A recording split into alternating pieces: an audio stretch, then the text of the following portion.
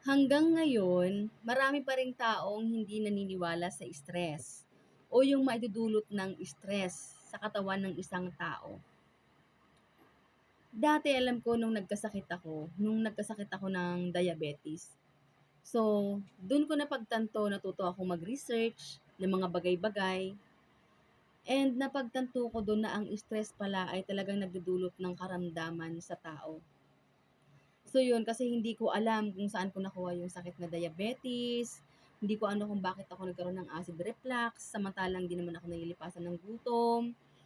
Yun, hindi naman ako mahilig sa mga mamantika, mostly gulay talaga ako, hindi ako mahilig kumain ng mga, ay uminom ng mga soft drinks, or something na ikaka-acid ko, ganyan. So, nung nag-research ako, syempre sa online, updated na tayo ngayon. So nakita ko doon na ang ano pala, ang stress pala ay maraming pwedeng idulot sa tao.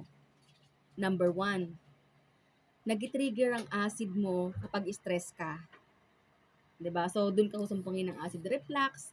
Akala nila pag kumain ka lang ng, alam mo 'yun, pag kumain ka ng mga maaasim, maaanghang, nalipasan ka ng gutom. Ayan, so hindi nila alam na ang acid reflux ay possible na makuha 'yun dun sa stress. Ayan.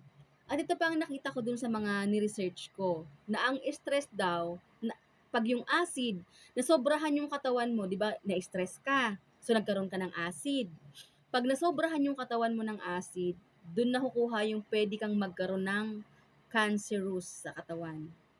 So, ayan ay ayon lang naman sa aking ni-research.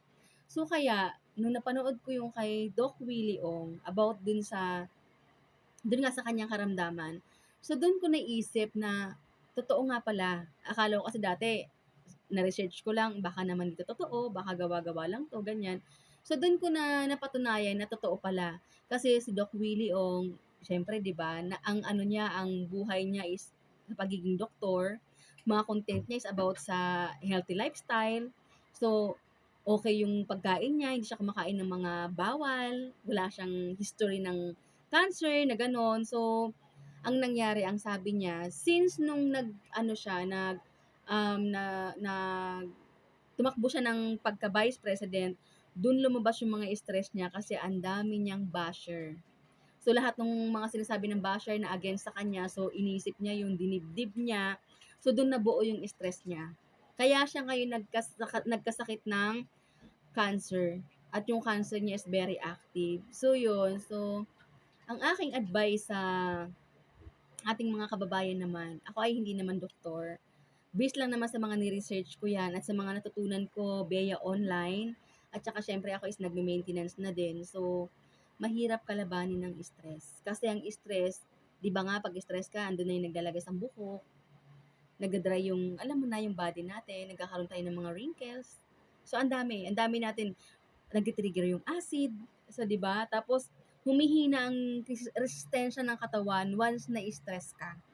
So yun, kaya ano, yun, sana maiwasan natin yun. Kung alam mo magkapa-stress sa'yo, ano ka na kaagad, alam mo yun, distance ka agad. So hindi pwedeng, ikat mo ka agad.